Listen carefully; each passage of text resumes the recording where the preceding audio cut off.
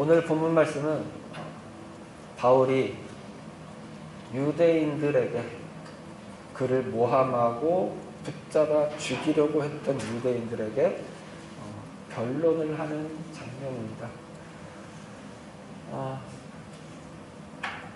그를 죽이려고 하는 군중들 속에서 천부장과 백부장들이 달려와서 바울을 붙잡았는데 그게 바울을 구출한 셈이 됐습니다. 그래서 그 바울을 끌고 가는 천부장에게 바울이 헬라어로 이야기를 하자 천부장이 놀랐습니다.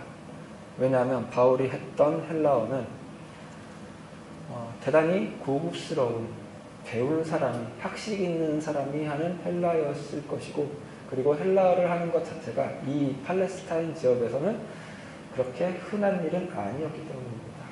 이 로마 시대이죠. 로마가 전 지역을 다 지배하는, 헬라마저도 복속하고 다 지배하는 이 상황인데, 그런데도 헬라어는 로마 시대, 로마 그 시 안에서도 헬라어는 대단히 고귀한 언어였습니다. 그래서 로마인들이 그와 피가 같은 동족인, 그러나 로마 시민이 아닌 이탈리아인들을 경멸할 때 하는 말 중에 하나가 헬라어도 못하는 저 이탈리아 놈들이었습니다. 그러니까 헬라어를 하는 사람들은 대단히 학식 있는 사람, 많이 배운 사람이죠. 그렇게 바울이 헬라어를 하자 천부장이 깜짝 놀랐습니다. 그러자 바울이 내가 말을 좀 해도 되겠느냐고 하면서 발언할 기회를 얻었고, 그의 학식 있는 헬라어에 깜짝 놀란 천부장이 그냥 홀린 듯이 허락하고 말았습니다. 그렇게 해서 바울의 유대인들을 향한 변론 혹은 설교 혹은 전도가 시작이 되었는데요. 오늘 바울이 이 유대인들에게 말하는 것을 대부분 전도라는 측면에서 보기가 쉽습니다. 물론 큰 틀에서 전도인 것이 아니라고 할 수는 없습니다. 그러나 이게 바울이 전도자 바울, 선교사 바울이니까 그가 때를 얻든지 못 얻든지 복음 전하기에 힘쓴 장면 중에 하나로 오늘 본문을 보려는 경향이 많은데요. 그러나 그렇게 놓고 보면은 바울이 이 발언 기회를 어렵게 만든 이 발언의 기회를 통해서 말한 것이 어떤 효과를 달성하지 못했다고 볼 수가 있습니다. 왜냐하면 마치 바울이 뭔가 더 할 이야기가 있는데 중간에 끊긴 듯한 모습이기 때문입니다. 바울이 막 이야기를 이제 한참 본론을 꺼내려고 하는 지점에서 유대인들이 갑자기 소리를 지르면서 우리 이제 마지막에 봤던 것처럼 저런 놈은 이 세상에 있을 필요가 없다. 죽여버리자. 그런 더 큰 분노에 휩싸인 소리를 하면서 끝났기 때문입니다. 그러나 바울은 그가 하고 싶은 말은 다 했습니다. 그래서 누가가 그 이야기를 오늘 본문에 수록한 것이죠. 오늘 본문에서 이렇게 진행된 이야기는 바울이 다메섹 도상에서 예수님을 만난 것을 중심으로 이야기가 펼쳐지죠. 그러니까 다메섹 도상에서 예수님을 만난 이야기에 바울 개인의 간증과도 같은 셈입니다. 바울이 이 이야기를 통해서 유대인들에게 뭔가를 전하고 싶었는데 그게 적어도 전도를 하려고, 혹은 자기가 유대인들에게 복음을 전하는 것의 정당성, 당위성을 입증하려고 하는 것은 아닐 것이라고 보는 것이 맞습니다. 왜냐하면 그렇게 놓고 보면 하나도 이루어진 것도 없고, 그렇게 놓고 보기엔 바울이 한 말이 뭔가 불필요한 말이 너무 많기 때문입니다. 바울이 진짜로 유대인들에게 전도하고 싶었다면 그가 제일 우선순위로 해야 될 말은 뭐였냐면 예수에 대해서 이야기를 해야 되겠죠. 그렇죠? 예수님은 우리 조상의 하나님이 약속대로 보내신 분이 맞다. 메시아가 맞다. 그는 우리 조상의 하나님이 우리 조상들에게 선지자들을 통하여 예언하신 그 분이 맞다. 그 예언의 성취가 맞다. 그 이야기를 중점적으로 해야 되겠죠. 그러나 그런 이야기가 하나도 없었어요. 그리고 만약에 자기가 이방인을 향한 선교사로 보냄받은 자가 맞다. 이방인에게 복음을 전하는 것이 중요하고 맞는 일이다. 라고 말을 하려면은 이렇게 이야기할 것이 아니라 내가 뭐 이런 사람이었는데 내가 이렇게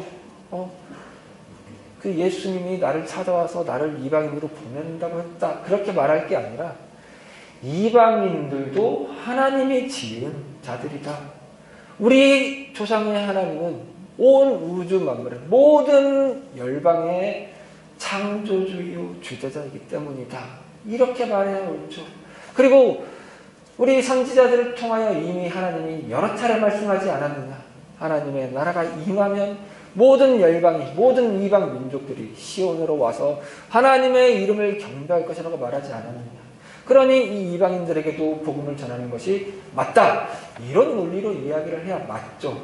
그런데 바울의 논리는 중간에 바울의 이야기가 끊긴 것 같은 자리에서 이야기는 뭐냐면은 내가 다메섹 도상에서 예수를 만나서 눈이 멀었는데 그가 보낸 자를 통하여 내가 눈이 밝아졌고 그가 나에게 따로 지시할 일이 있다고 하셨다. 내가 예루살렘 성전에 와서 기도하다가 황홀 중에 예수님을 만났는데 그분이 나에게 예루살렘을 떠나라.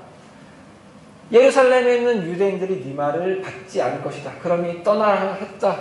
그랬더니 내가 이렇게 말했다. 나처럼 그들과 비슷한 자가 어디 있습니까? 나처럼 그들과 같은 열성을 가진 자가 어디 있었습니까?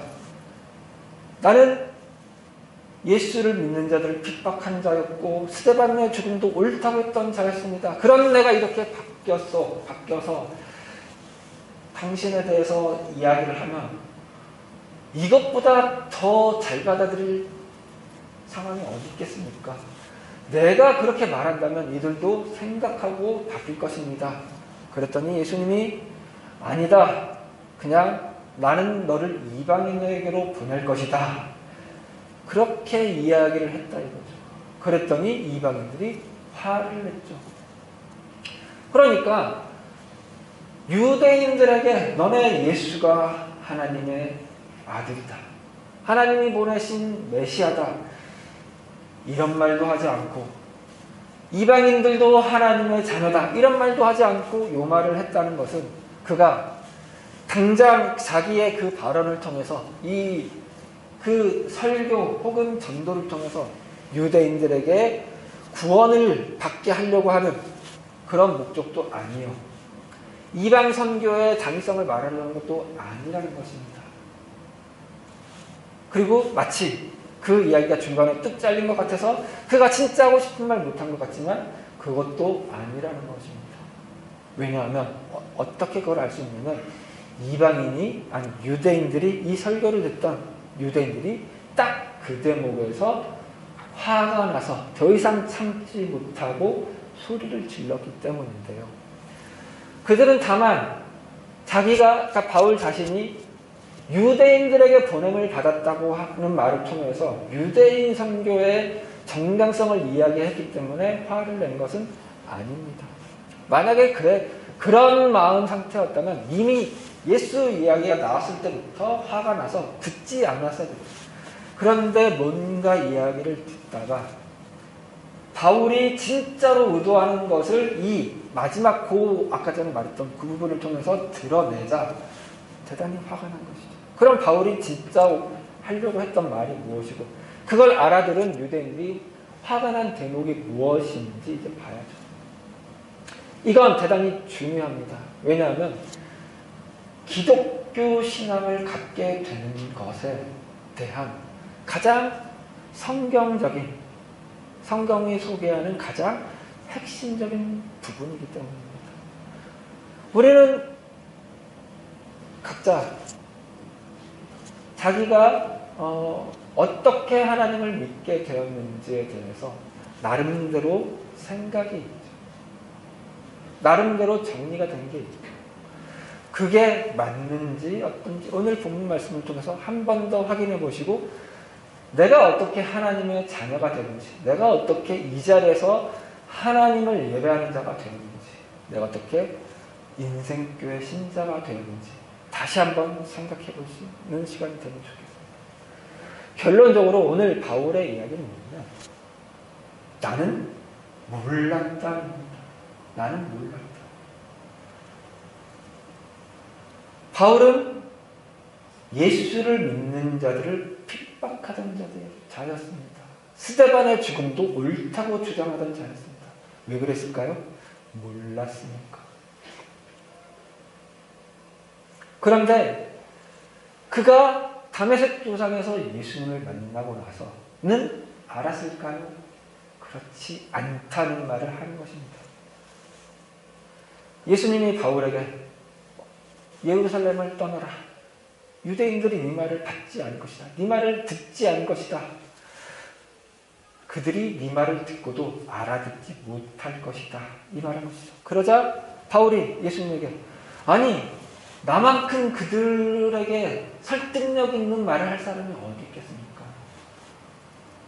내가 제일 좋은 그런 사람 아닙니까? 그런 말을 하잖아. 그래서 나를 부른 것 아닙니까? 그랬으면 나를 그렇게 써먹어야지 왜 나를 멀리 보내시려고 합니까? 예수님을 다시 설득하려고 한 거죠. 그랬더니 예수님이 뭐라고 했다고요? 아니다. 너는 이방인으로게로 가야 된다. 이 말은 뭘까요? 이방인은 유대인들보다 더 못 알아들을 사람들입니다. 이해가 되시겠어요? 어떤 면에서요? 유대인들은 같은 문화적인 공통점이 있어요. 적어도 우리 조상의 하나님, 아브라함의 하나님, 선지자들을 보내신 하나님, 선지자들을 통해서 예언하신 하나님, 그가 이스라엘을 회복하시겠다고 말씀하신 하나님, 이런 공통점은 있다고요. 그런데 그런 공통점을 가진 유대인들조차도 바울이 하는 말을 이해하지 못하는데 유대인들은 이해하겠어요? 못하겠어요? 아니, 이방인들은 이해하겠어요? 못하겠어요? 당연히 더 못하죠. 왜냐하면 기본적인 토대조차도 없으니까. 그런데 그런 이방인에게 바울을 보내신대요. 왜요?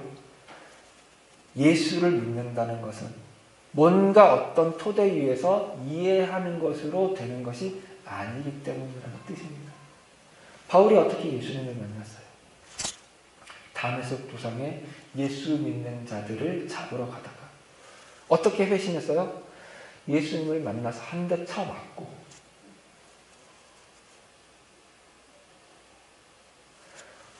빵! 빵! 맞았어요. 예수님을 만났더니 모든 퍼즐이 짜맞춰진 게 아니라 그냥 한 대 맞았어요. 뭔가 이해를 한 것처럼 바울은 스스로 생각했지만 그게 아니라고. 그래서 그때만 해도 자기가 유대인들에게 보냄을 받았고 나랑 똑같은 하나님을 향한 열심을 가진 자들, 그래서 예수 믿는 자들을 핍박하려고 하는 자들, 예수를 인정하지 않는 자들에게 내가 보냄을 받았구나라고 생각을 했죠. 그런데 그게 아니라고요. 그리고 지금 그러고 나서 한 20-30년이 지난 시점이에요. 그러고 돌아보니 예수님의 이 말씀이 옳더라. 아무런 근거 없는 이방인들이 내가 그들에게 보냄을 받았는데 그들이 예수를 믿는 일이 일어나더라.